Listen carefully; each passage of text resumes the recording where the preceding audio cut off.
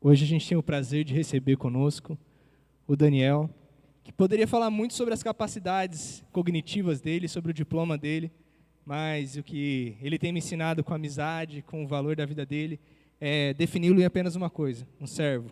Então hoje a gente tem o prazer de receber o Daniel, que é um servo de Deus e alguém que está sempre disposto a doar aquilo que ele tem. Então, quando eu entrei no seminário, o Daniel ainda não me conhecia, mas mesmo assim, ele e os outros pastores da Memorial se juntaram e deram uma oferta para mim, na minha ida para o seminário. E depois, durante esse tempo de amizade que tivemos, ele me doou muito sobre o que ele entende de Cristo, sobre as Escrituras. E muito da minha teologia foi moldado pela pessoa dele. Então, hoje a gente tem o prazer de ouvi-lo, que também fez a mesma coisa com essa comunidade em todo o tempo que serviu aqui no ministério. Dani, por favor. Ele está acompanhado da Carol, quase que eu esqueço de você, Carol, desculpa. A esposa dele, e a Carol tem o privilégio de cuidar do Dani, e o Dani tem o privilégio de cuidar da Carol. Acho que a Carol tem o BO, né, de cuidar de... É mais, um pouquinho maior. E amo muito esse casal, e Dani, fica à vontade, a casa é sua, vamos orar. Deus, muito obrigado pela sua vida, muito obrigado pela vida do Dani, muito obrigado pelo que ele tem feito, Pai. Que nessa noite o Dani consiga nos ensinar e cuidar de nós por meio dessa mensagem, e que ele consiga nos levar a entender um pouquinho mais sobre qual é o nosso papel na igreja diante da cultura, Pai. Em nome do Senhor eu oro e agradeço, e peço para que o use e o capacite. Em nome de Jesus, amém. Amém. Amém. Valeu, mano. Deus abençoe. Boa noite, gente.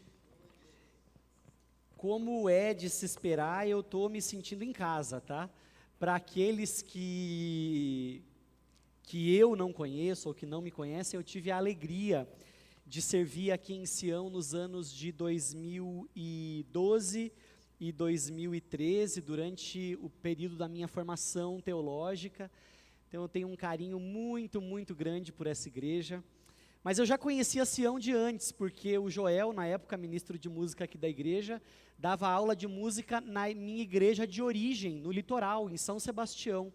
Então, em algumas ocasiões, no passado, em aniversários de Sião, a gente teve a chance de estar aqui juntando o coral das duas igrejas, podendo honrar a Deus, e eu estou então muito feliz de poder retornar aqui hoje para poder compartilhar um pouco da palavra do Senhor, para mais uma vez reconhecer a vida de Jesus e o privilégio que nós temos por ser igreja, por causa de Jesus ao longo de tantos anos.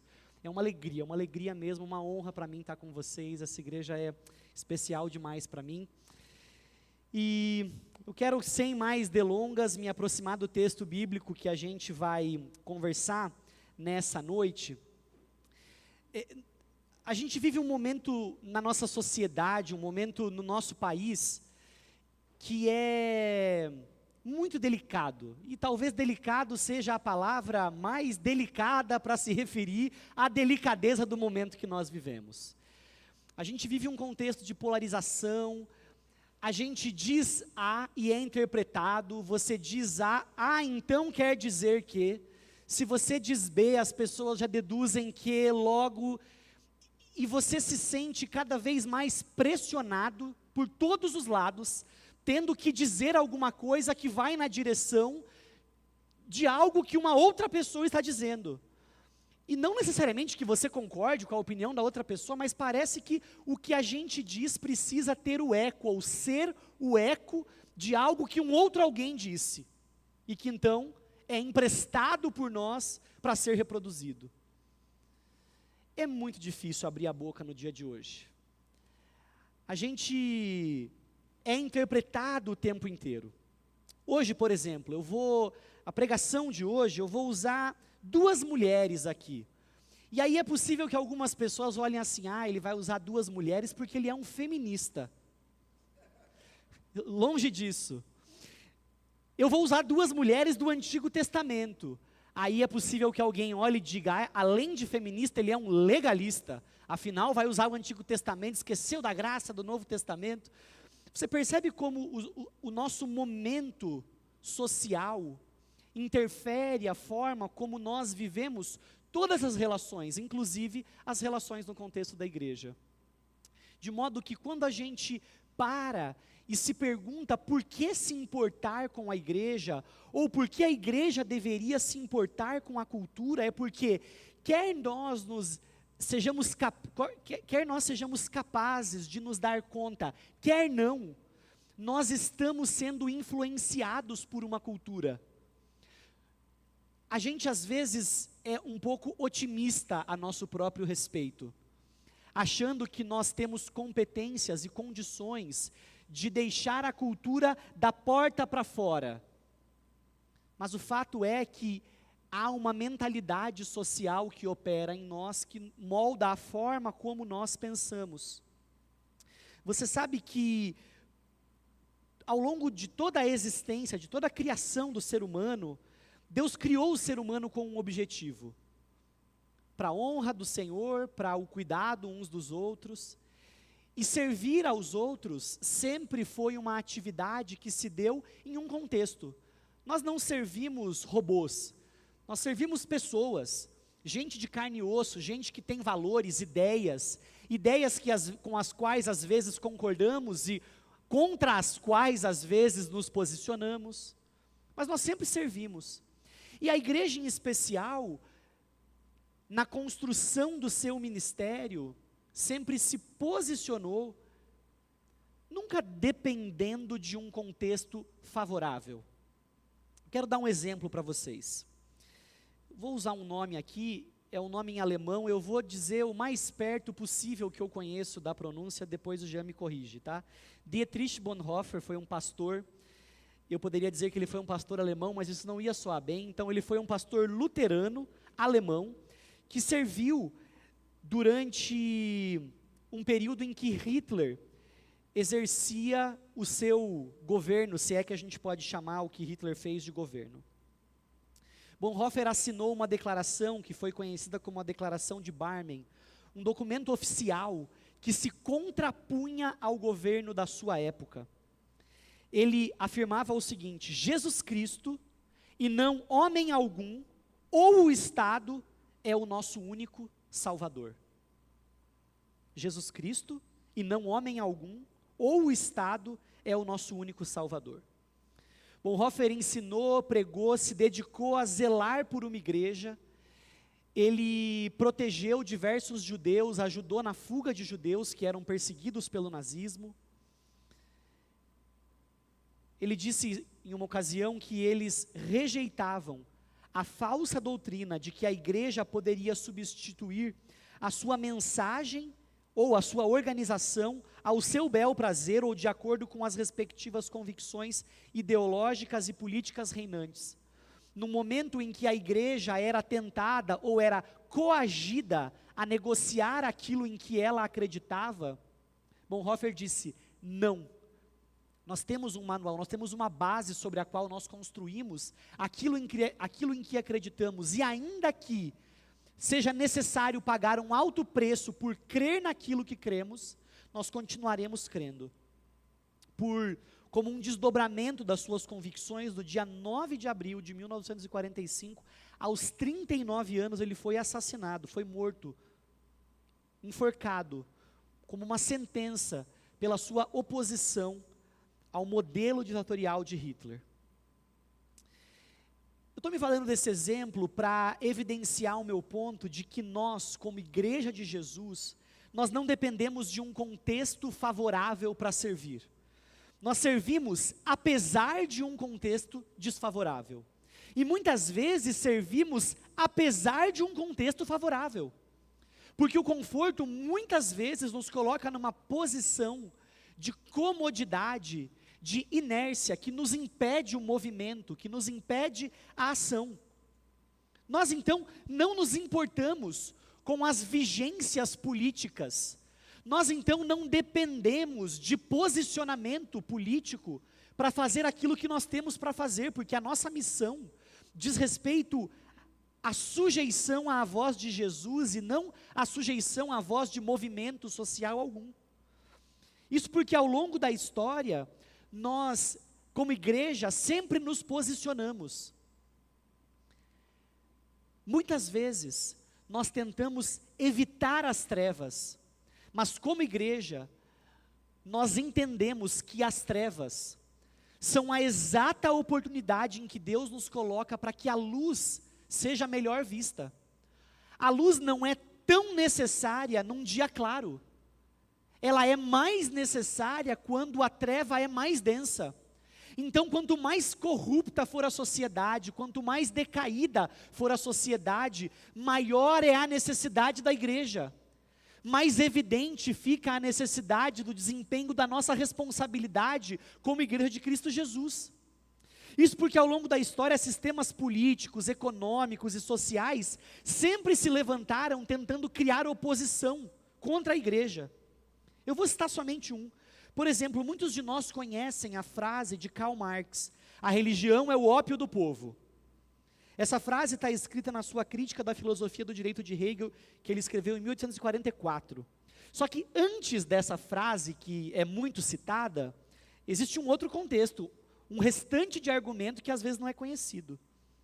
Esse restante de argumento começa assim: a religião é o suspiro da criatura aflita, o estado de ânimo de um mundo sem coração, porque é o espírito da situação sem espírito. E então ele conclui: a religião é o ópio do povo. Na perspectiva de Marx, ele tentava substituir a religião. Ele dizia que a melhor alternativa ao cristianismo, ao que o cristianismo representava, era o Estado. Se por um lado os cristãos se curvavam diante de Cristo, Marx cria que as pessoas deveriam se curvar diante do Estado. E para ele a religião só era necessário dada a miséria do homem. Mas quando o ser humano fosse capaz de encontrar sentido, ele abriria mão da religião. Porque a religião só dopava o ser humano, ela era um gelo em cima de um ferimento. Nós poderíamos ficar aqui algum tempo falando sobre modelos políticos, econômicos e sociais, mas isso nos tornaria uma coisa diferente do que nós somos, igreja. Por isso nós vamos para as Escrituras, porque essas duas histórias, a história de Bonhoeffer e a história de Marx, elas nos movem na direção de um texto bíblico, elas nos ajudam a entender a necessidade de sermos aquilo que Deus nos chama para ser. Nós vamos então olhar para duas mulheres cujo nome, embora seja registrado nas Escrituras, é muito provável que nós sequer saibamos, as reconheçamos. O texto está narrado em Êxodo capítulo 1, e eu quero ler com você inicialmente os versículos de 1 a 14. É dito assim, Êxodo capítulo 1, versículos de 1 a 14. Estes são os nomes dos filhos de Israel que se mudaram para o Egito com Jacó, cada um com sua família: Ruben, Simeão, Levi, Judá, Issacar, Zebulon, Benjamim, Dan, Naftali, Gade e Aser. Ao todo desceram ao Egito 70 descendentes de Jacó, incluindo José, que já estava lá. Com o tempo, José e seus irmãos morreram, e toda aquela geração chegou ao fim, mas seus descendentes, os israelitas, tiveram muitos filhos e netos. Multiplicaram-se tanto que se fortaleceram e encheram a terra. Por fim, subiu ao poder no Egito um novo rei que não sabia coisa alguma sobre José. O rei disse ao povo: vejam, agora o povo de Israel é mais numeroso e mais forte que nós. Precisamos tramar um plano para evitar que se tornem ainda mais numerosos. Se não o fizermos e houver guerra, eles se unirão a nossos inimigos, lutarão contra nós e depois fugirão desta terra. Assim os egípcios nomearam capatazes para dirigir o trabalho do povo. Sob opressão, os israelitas construíram Pitom e Ramsés, duas cidades que serviam de centros de armazenamento para o faraó. Porém, quanto mais eram oprimidos, mais os israelitas se multiplicavam e se espalhavam, e mais preocupados os egípcios ficavam. Por isso os egípcios os forçavam com crueldade a trabalhar pesado. Tornaram a vida deles amarga, obrigando-os a preparar argamassa, produzir tijolos e fazer todo o trabalho nos campos. Eram cruéis em todas as suas exigências. Você precisa perceber que esse texto nos mostra que o povo de Deus não depende de um contexto favorável para servir. O texto começa nos mostrando que surge um novo faraó. Se você se lembra, o texto de Gênesis termina com a história de José do Egito, aquele jovem que foi vendido por seus irmãos por ser o filho favorito do seu pai. Depois de uma série de situações complicadíssimas que José vive, ele chega a ocupar uma função muito importante no governo, e ele então, como um instrumento de Deus, traz sua família para o Egito e preserva a vida dos seus, num contexto de fome e de miséria que assolava a sua família. No entanto, esse grupo de pessoas que conheciam José, que exerciam poder, morrem, novas pessoas tomam o poder, e a história, a honra com a qual José era tratado, e a sua família, e o povo de Israel, em consequência, isso se esvai. E agora esse povo, cuja presença antes era celebrada, agora tem sua presença rejeitada, perseguida. Eles começam então, o Egito começa a tratar o povo de Israel, que antes foi responsável pela subsistência, pela prosperidade do Egito. Esse povo começa a ser tratado como inimigos. O povo de Israel, que se nós fôssemos usar uma palavra contemporânea, seria uma espécie de imigrantes naquele lugar, começam a ser tratados como escravos. A estratégia para combater ou para evitar o crescimento do poder deles é a opressão. Mas, para surpresa do Egito, quanto mais o povo de Deus era oprimido, mais eles se multiplicavam, mais eles se espalhavam, e mais preocupados os egípcios ficavam. O povo de Israel encarou o momento de opressão exatamente como uma oportunidade para evidenciar o Deus a quem eles serviam. Deus ficou visível naquele contexto de perseguição e de sofrimento. A postura, a atitude do povo de Deus diante da perseguição despertou no Egito um questionamento: que povo é esse? A quem esse povo pertence? Não é possível que uma experiência de dor e de sofrimento, que deveria dizimar esse povo, só os fortalece, só os faz mais determinados a servir ao Senhor a quem eles dizem servir. Isso nos mostra que nós não dependemos de um contexto favorável, nós não dependemos de liberdade, nós não dependemos de um modelo ou de um governo que favoreça a igreja, nós não dependemos de contextos que coloquem a igreja em evidência para que então nós consigamos servir. A história do povo de Israel mostra que mesmo a perseguição é capaz de aflorar no seu povo o que há de melhor em nós, que é o desejo, que é o compromisso em servir a Deus. Nós não dependemos de liberdade política, nós não dependemos de liberdade econômica, nós não dependemos de democracia, nós não dependemos do favor dos homens, nós não dependemos de nada disso para cumprir nossa missão. Para cumprir nossa missão, nós fazemos isso apesar da política, apesar do governo, apesar da economia, porque a nossa fidelidade é a Deus, não à democracia ou a algum modelo político, econômico e social. Veja que exemplo. Você sabe que a abolição da escravatura se deu em maio de 1888. Em 1871, antes da abolição da escravatura, era fundada a primeira igreja batista em Santa Bárbara do Oeste, a primeira igreja batista do Brasil. Naquele contexto, as mesmas convicções que nos orientavam como igreja batista naquele ano, são as mesmas que nos orientam ainda hoje. Nós cremos no sacerdócio universal dos crentes. Nós defendemos a liberdade de alma, isso é um valor distintivo entre nós batistas. E veja, naquele contexto, antes da abolição da escravatura, um homem negro, escravo, poderia ser votado para ser o presidente da igreja.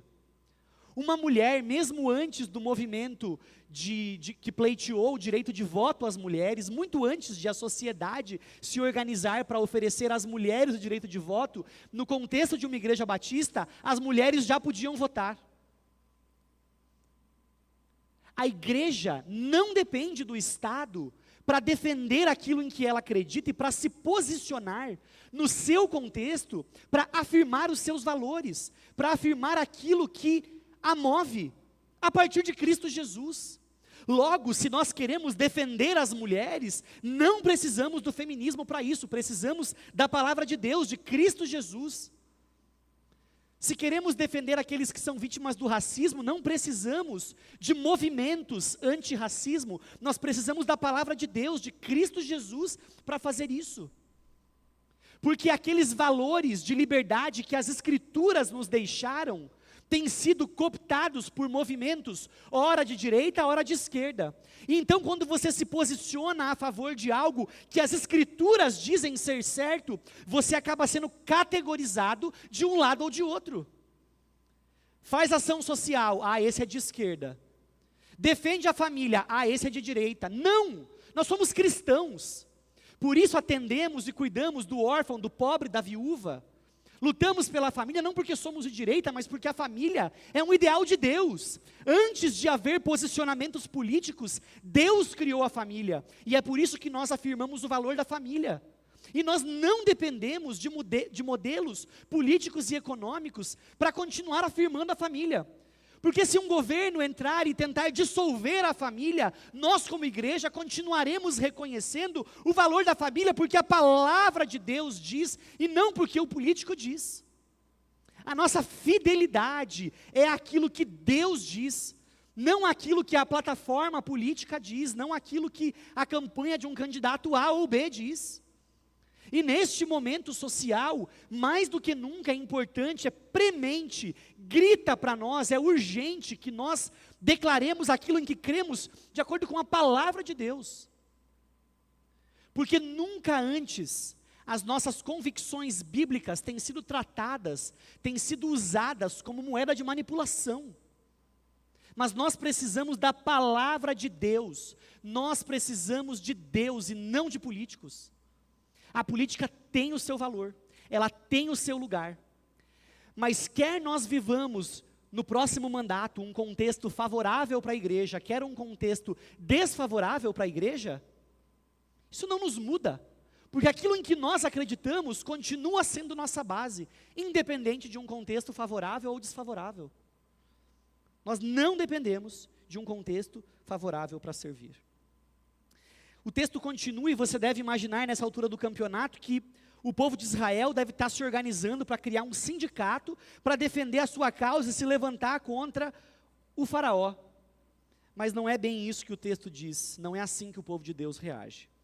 Versículos de 15 a 19, veja o que o texto diz. Faraó, o rei do Egito, deu a seguinte ordem às parteiras hebreias, Sifrá e Puá. Essas são as duas mulheres acerca de quem a gente está pensando hoje. Deram a seguinte ordem às parteiras hebreias, Sifrá e Puá.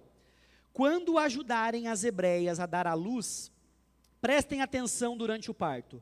Se for menino, matem o bebê. Se for menina, deixe que viva.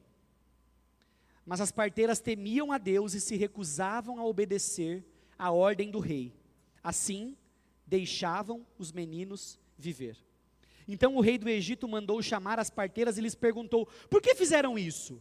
Por que deixaram os meninos viver? As mulheres hebreias não são como as egípcias, responderam as parteiras ao faraó. Elas são mais vigorosas e dão à luz com tanta rapidez que não conseguimos chegar a tempo.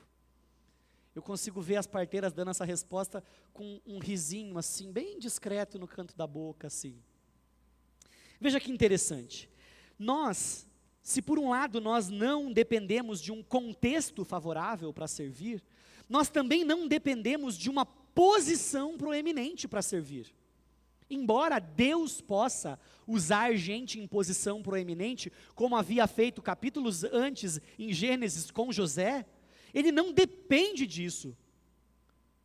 Deus pode usar gente insignificante, desconhecida, incapaz, como eu e como você, como Sifrá e como Puá. Porque perceba, nós chegamos a essas duas personagens e a história está dando um plot twist maluco aqui, né? Porque nós começamos com opressão, E agora estamos caminhando para genocídio, diante de uma ordem clara para que elas matassem os meninos. As parteiras desobedecem o governo. E o motivo é muito claro. As parteiras temiam a Deus, diz o texto bíblico, e se recusaram a obedecer a ordem do rei. Assim deixaram os meninos viver. Às vezes, as pessoas têm brincado com a igreja, brincado de bicho-papão com a igreja, afirmando que se o governo A ganhar, isso vai acontecer, se o governo B ganhar, isso vai acontecer. E é possível que o medo esteja orientando o nosso voto.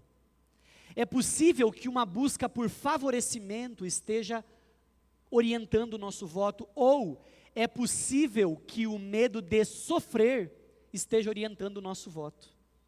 No entanto, o que a história do povo de Deus mostra é que, ainda que leis contrárias ao que nós acreditamos sejam impostas, nós continuaremos a fazer o certo.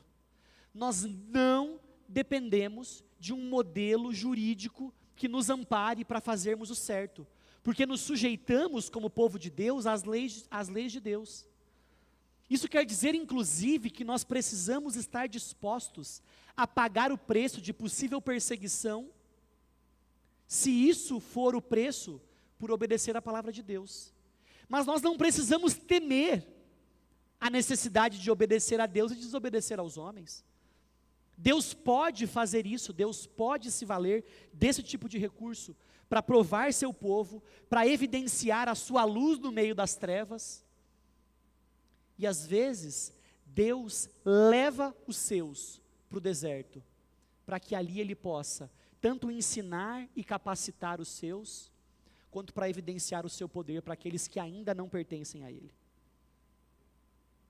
Para Sifrá e para Puá, o poder de Deus, o temor a Deus foi um motivo mais poderoso do que a autopreservação.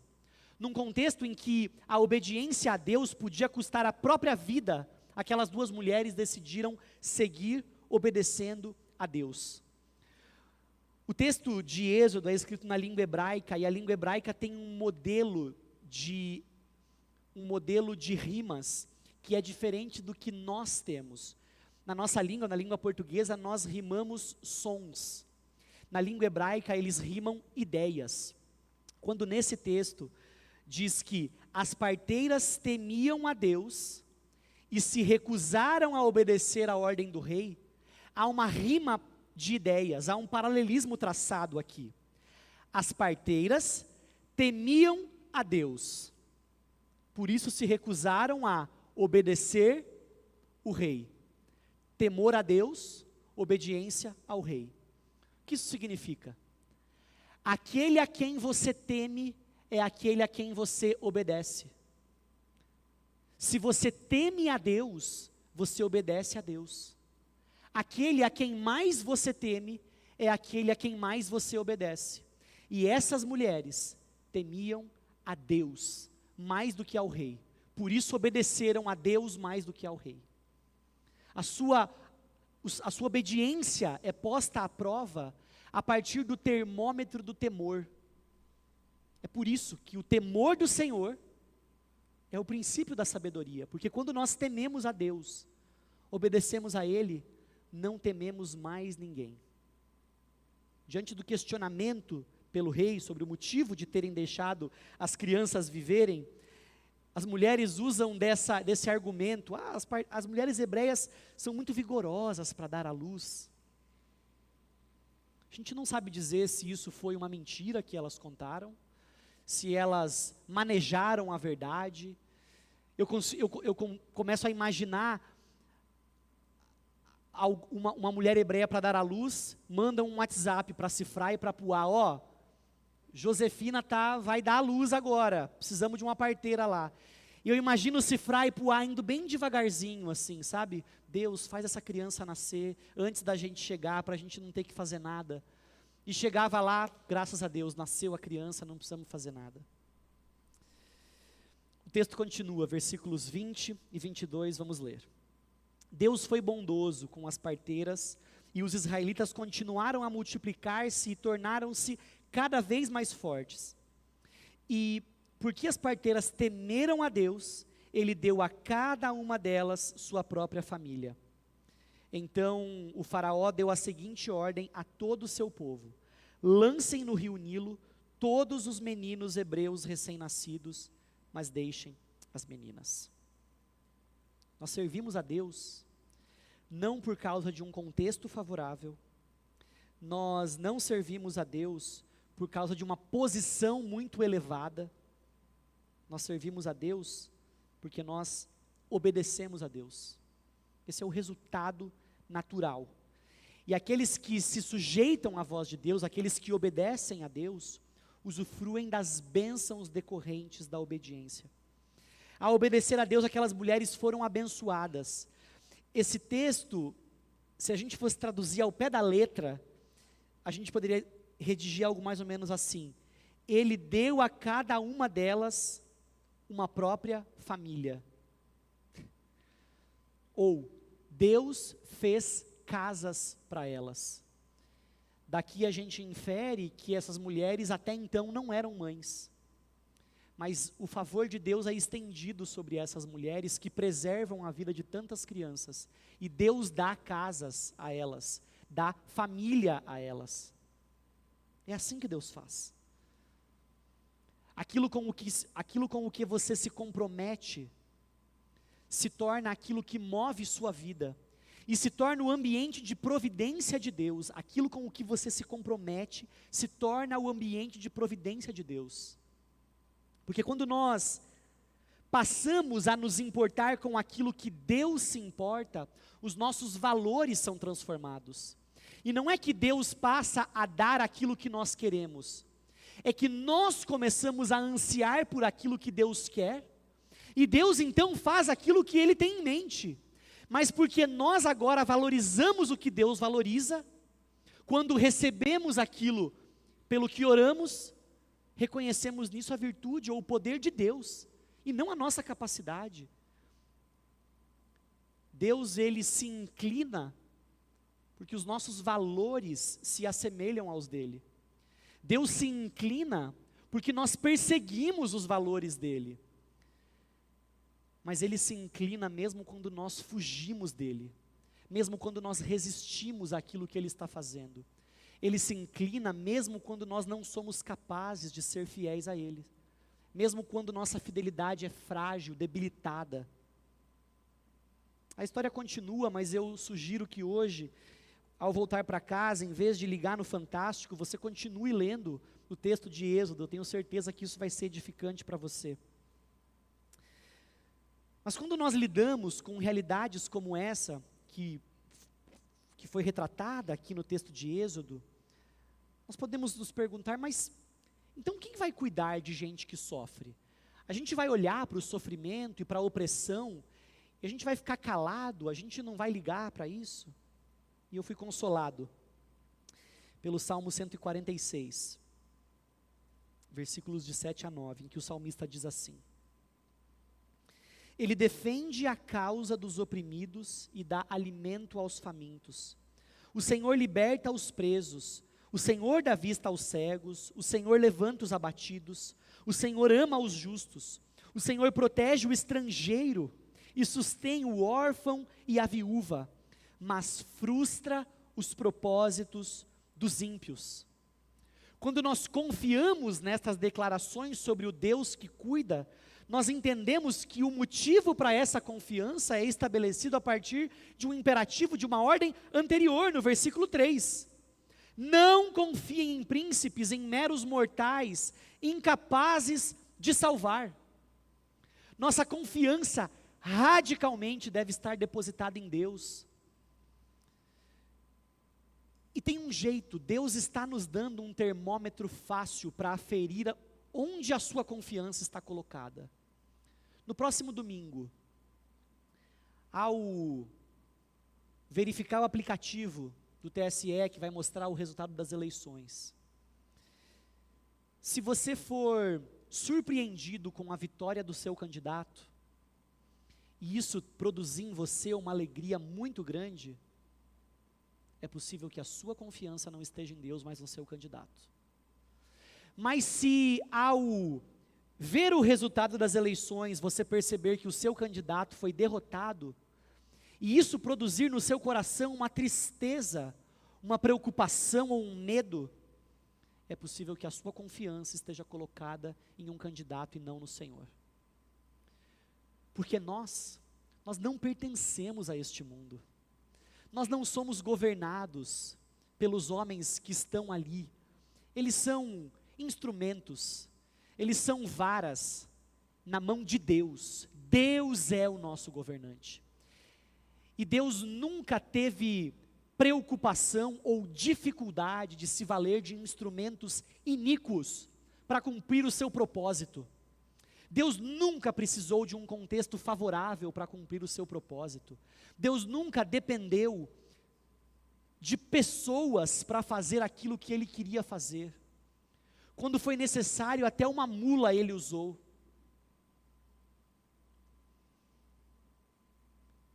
Eu tenho algumas aplicações muito práticas para a gente terminar o nosso tempo aqui.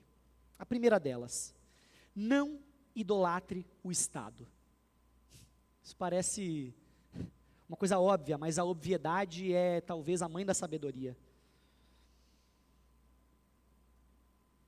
Quando nós idolatramos pessoas ou modelos, nós nos tornamos incapazes de desenvolver um senso crítico necessário para avaliar. Nós começamos a confiar tão cegamente em pessoas que perdemos a capacidade de, biblicamente, aplicando a régua das Escrituras, verificar se a pessoa está certa ou errada. E porque perdemos essa capacidade, tendemos a tentar justificar atos equivocados, porque nós gostamos ou respeitamos a pessoa. Nós não podemos idolatrar pessoas. Se o seu candidato vencer, você tem que continuar clamando a Deus por sabedoria para ele. Se o seu candidato perder, você tem que continuar clamando a Deus por sabedoria para o candidato que vencer. Porque nós somos uma igreja, não um partido político. Porque o imperativo sobre nós é para que clamemos a Deus por nossas autoridades, não só por aquelas com as quais concordamos. Não só orar por aquelas cuja pauta é mais simpática para nós, ou até mais alinhada com aquilo em que nós acreditamos. Sua confiança precisa estar depositada no Senhor. Tenho mais um conselho, mais uma aplicação decorrente do texto bíblico. Não faça revolução nas redes sociais. Você já deve ter reparado que se você abrir o seu Facebook, ou o seu Instagram, ou qualquer rede social que você usa, os ânimos estão aflorados, acalorados. E eu fico me questionando, qual não seria a vitalidade da igreja, se os membros da igreja usassem suas redes sociais para anunciar Jesus e sua obra, com o mesmo afinco que eles usam para defender o seu candidato? Você já imaginou se os crentes argumentassem com os incrédulos, defendendo a fé, apresentando Jesus, com o mesmo zelo com que eles defendem os seus candidatos? A igreja teria decolado. Mas nós estamos vendidos para pessoas, e isso tem custado nossa fidelidade a Deus. Eu não estou dizendo que nós não devamos ter um posicionamento político, nem que nós não possamos usar as redes sociais para isso. Mas faça um exercício hoje, talvez chegando em casa, abra suas redes sociais e verifique o conteúdo das suas últimas postagens. E faça um ranking. Suas últimas 10 postagens, quantas foram sobre Deus e sua obra, e quantas foram sobre política? Você pode se surpreender, porque isso vai evidenciar onde o seu coração está colocado. Por último, sirva no contexto em que você está. Essa é a revolução que nós podemos fazer. Perceba, Sifrá e Puá elas não pararam diante da aflição e pensaram assim: mas Senhor, eu não fiz seminário, eu não tenho curso teológico, como eu posso servir o Senhor? Mas Deus, eu só sou uma parteira, eu não tenho nada para fazer. Não, elas enxergaram naquela ocasião, naquele contexto, o exato lugar em que Deus as havia plantado, para ali elas serem referências da presença de Deus. Porque os pastores não vão entrar na Embraer como engenheiros, mas os engenheiros da Embraer que são crentes, estão aqui, vão entrar na Embraer. Aqueles de nós que estão aqui e têm sua atuação profissional em bancos, em mercados, em padarias, em hospitais, em qualquer, no funcionarismo público, esses lugares em que cada um de vocês é colocado ali como uma ferramenta de Deus. Você não pode conduzir ou olhar para a sua profissão como se ela fosse meramente o seu ganha-pão. Aquele lugar onde você é plantado por Deus. Meus irmãos, nós somos protestantes na acepção mais comum da palavra. Na Reforma Protestante, uma das grandes revoluções que Lutero empreendeu, inclusive, mês de outubro, e não se fala em Reforma Protestante, nós falamos de política, fecha parênteses. Lutero vai dizer que há tanta dignidade em um sapateiro que faz um bom sapato de qualidade e vende por um preço justo, quanto há em um sacerdote que abre a palavra de Deus e prega. Diante de Deus, os nossos ofícios são nossa oferta para Deus. Diante de Deus, aquilo que nós fazemos com nossas mãos, seja um sapato, seja o cuidado de um doente, seja o digitar de um texto, de um trabalho, seja uma aula dada, seja uma rua que é limpa, seja a criança de quem você cuida, o filho que você cria, cada trabalho que você faz é um instrumento, é um meio que Deus te dá para que você possa honrá-lo. E o seu trabalho diante de Deus, ele é tão honroso. Deus espera a sua fidelidade tanto quanto espera de um pastor que abre a Bíblia e prega. Não há mais santidade neste ofício quanto no seu, porque você faz o que faz diante de Deus. Nós somos muito otimistas sobre a política, mas a política, ela é o rio abaixo da cultura. A política não constrói a cultura, a política é moldada pela cultura. Veja bem, a nossa sociedade não faz assim, olha, será que um dia as mulheres vão pensar em abortar? É possível que isso aconteça. Então vamos criar leis para lidar com o aborto, para que quando as pessoas começarem a pensar em aborto, a gente tenha um modelo legal que lide com esse assunto. É isso que acontece? Não. O fato se estabelece, e então a sociedade se organiza e reage. Ou seja, se nós queremos ver mudança, ela começa no trato com os nossos vizinhos, no pagamento dos nossos impostos, na legalidade com que nós conduzimos nossa vida e os nossos relacionamentos, na forma estrategicamente pensada, cristãmente pensada, como nós vivemos e conduzimos a nossa vida. Nós talvez não vamos conseguir mudar leis, mas a forma como nós vivemos, onde nós vivemos, pode mudar a cultura vigente, e a cultura vigente pode mudar a política. Nós precisamos recuperar o senso de propósito naquilo que fazemos, quando fazemos para a glória de Deus. Você não pode esperar ser levado para um lugar, para uma função específica, para então servir a Deus. Ou servir a Deus dentro aqui na rua Albino Conrado dos Anjos, eu ainda me lembro o endereço. Esse lugar é como um porto.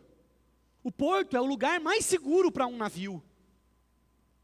Mas um navio não foi feito para o porto. Ele é abastecido no porto, e com os seus suprimentos, os seus estoques de suprimentos completos, ele é lançado para o mar, para as tempestades, para o perigo, e ali ele cumpre o seu papel. É isso que nós somos. Nos reunimos aqui como que num porto, para sermos abastecidos, para que os nossos relacionamentos nos preencham de vitalidade, para que a palavra de Deus oriente nossa vida. Então nós saímos daqui e evidenciamos Jesus com nossas palavras, pensamentos e obras, todas elas. Que Deus, em nome de Jesus, faça de nós, o seu povo, um povo que se importa em fazer aquilo que Ele espera que façamos, nos lugares em que Ele nos coloca. Preocupar-se em viver a vida cristã autêntica todos os dias, em todos os lugares, pode promover mudanças mais significativas do que a eleição de um candidato A ou B. Que Deus nos dê a graça de viver para Ele. Eu quero convidar você a curvar sua cabeça e falar com Deus mais uma vez.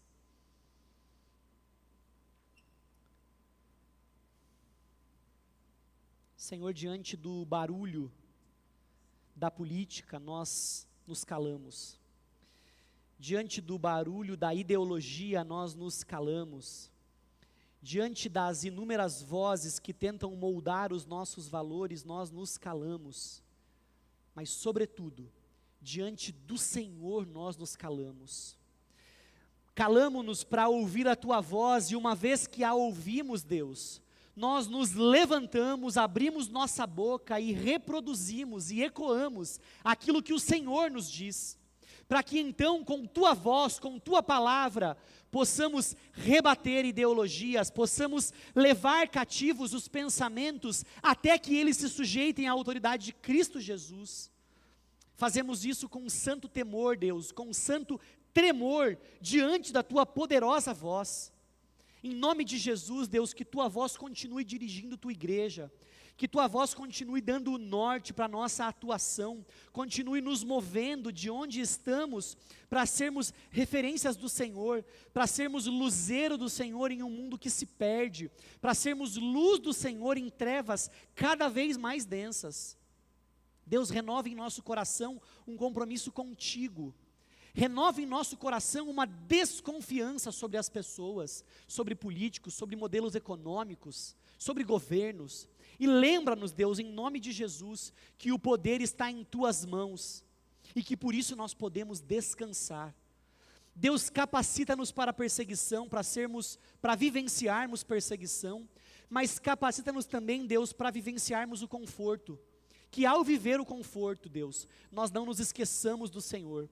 E que ao viver a perseguição, nós tenhamos os nossos olhos fitos em Jesus, o autor e consumador da nossa fé.